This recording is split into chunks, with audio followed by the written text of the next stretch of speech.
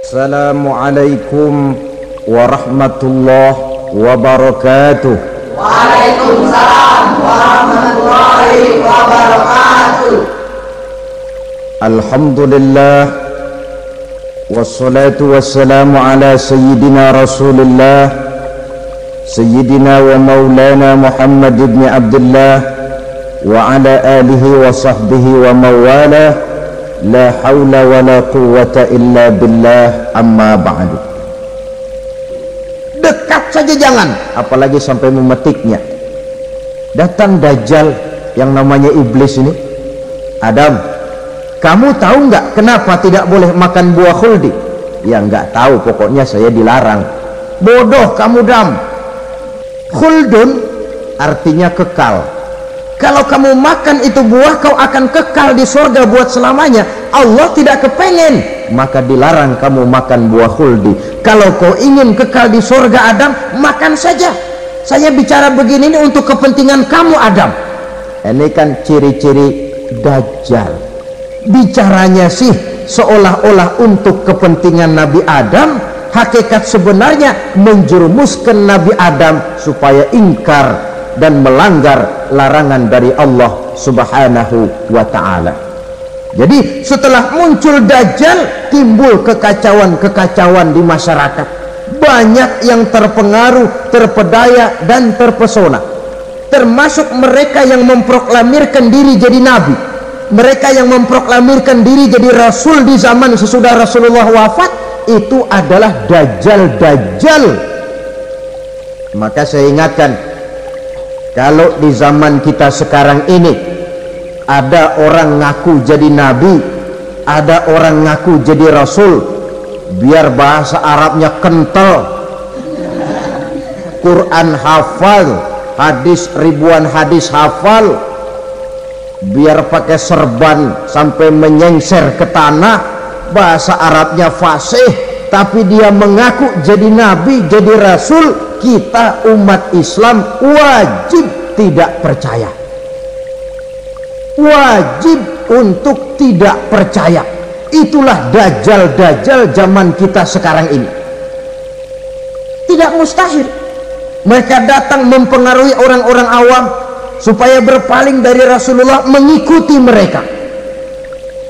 Nah, di akhir zaman nanti, mendekati hari kiamat, Dajjal ini muncul, Dajjal kelas kakap, menyesatkan masyarakat manusia untuk berpaling dari Islam, mengikuti seruan mereka. Apalagi di antara datangnya kiamat itu, tanda yang besar itu, turunnya Nabiullah Isa al-Masih, putra Maryam. Menurut berbagai hadis yang sahih, Nabi Isa al-Masih nanti akan turun lagi, tidak membawa risalah yang baru, tapi meluruskan risalah Islam ini yang telah banyak ditinggalkan oleh masyarakat. Bahkan ada hadis menjelaskan beliau akan membunuh Nabi, mematahkan kayu-kayu salib, lalu melaksanakan haji dan umrah mengikuti syariat Nabi Muhammad, bukan membawa agama baru,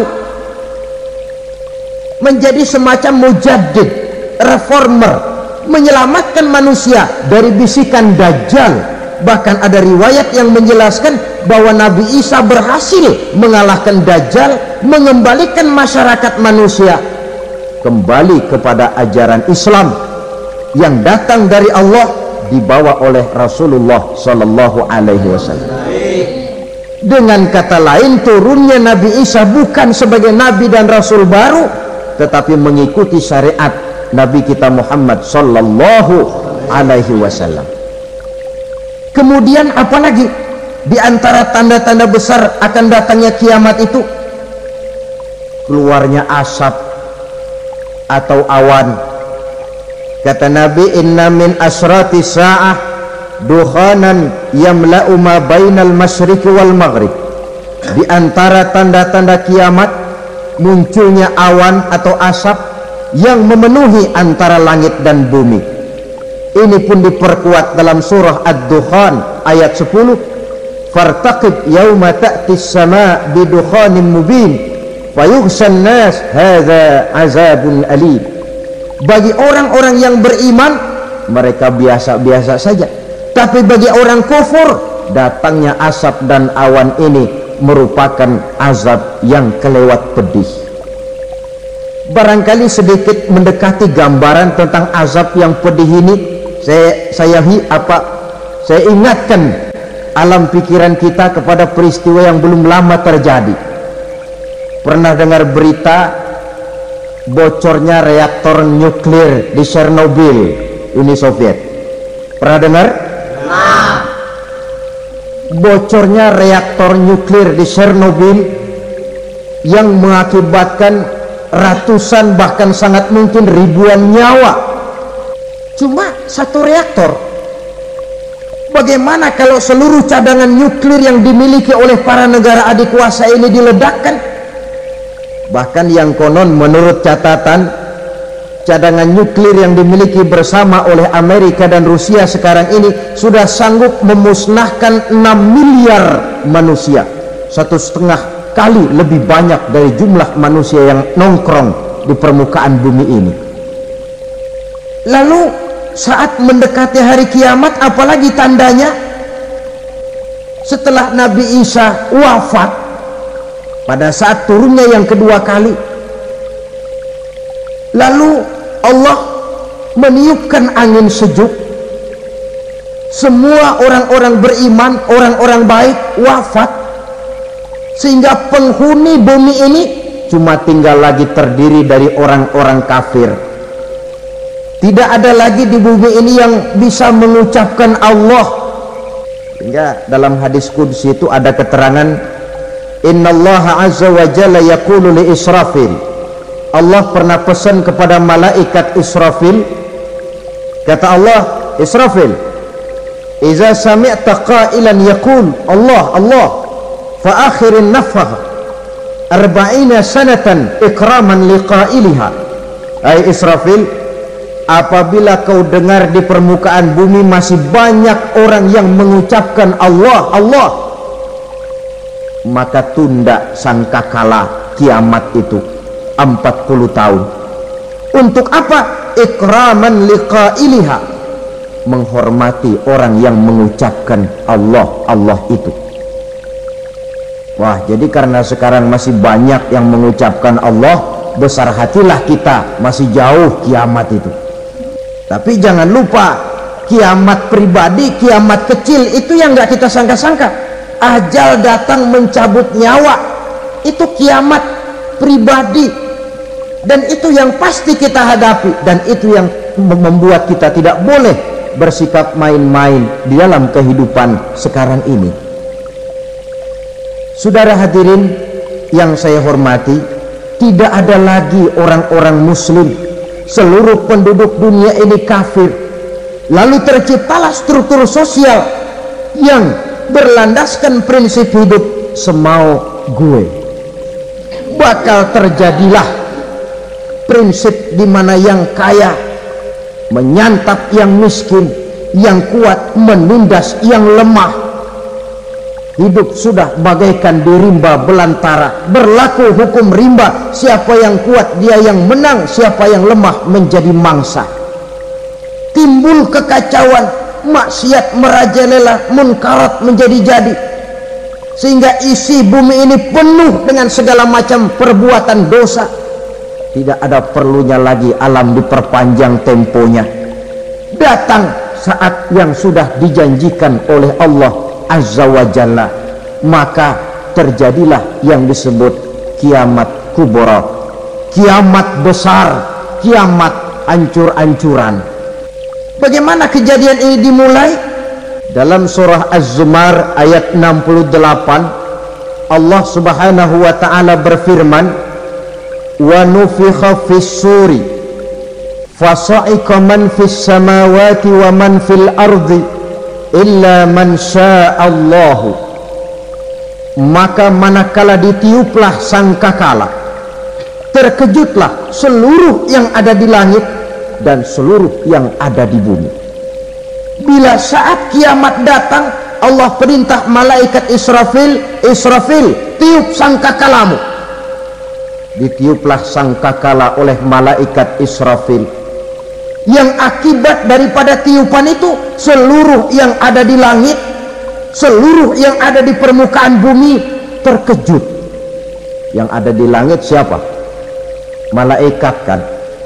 Bayangin aja kalau malaikat kaget, apalagi kita. Terkejut seluruh makhluk yang ada di bumi, yang ada di langit mendengar suara sangkakala itu. Bunyinya tidak sanggup kita bayangkan dahsyatnya. Ledakan nuklir, ledakan neutron belum apa-apa ketimbang bunyi sangkakala malaikat Israfil ini. Lalu mendengar bunyi sangkakala ini, gemparlah makhluk, kacaulah alam. Bumi gempa, planet-planet bertabrakan, gunung meletus, air laut tumpah ke darat, angin topan bertiup, halilintar menyambar.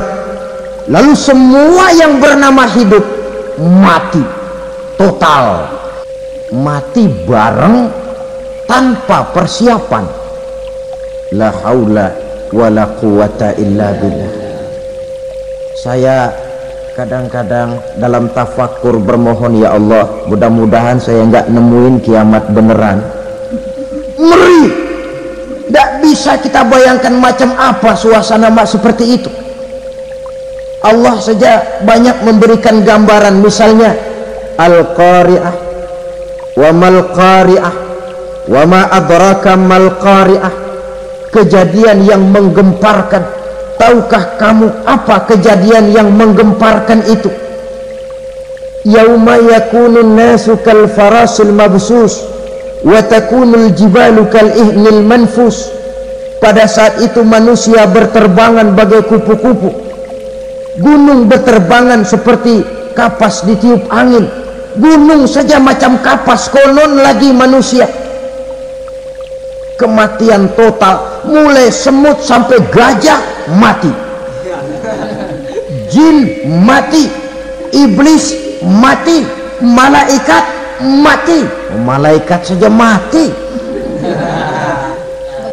Kematian total yang tanpa persiapan.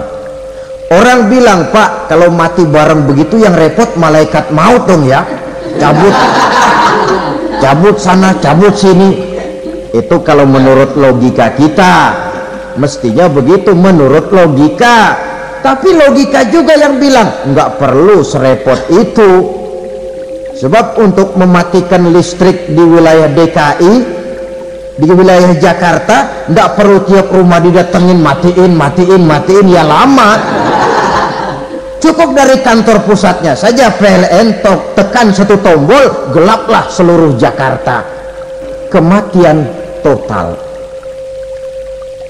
Lalu setelah kematian total, planet-planet juga mati, dalam arti tidak bergerak dan beredar. Angin mati, dalam arti tidak bertiup. Air mati, dalam arti tidak ada riak gelombang. Pokoknya semua mati. Kullu nafsin za'iqatul maut, semua yang bernafas mati. Dalam ayat lain, kullu man 'alaiha fan, semua yang ada di permukaan bumi fana, yang kekal cuma Allah Subhanahu wa ta'ala. Yang paling belakang mati malaikat maut dan malaikat Israfil, tapi mati juga sesuai dengan janji Allah. Terima kasih banyak atas segala perhatian, mohon maaf atas segala kekurangan. Usikum wa nafsi bitaqwallah. Wassalamualaikum warahmatullahi wabarakatuh. Waalaikumsalam.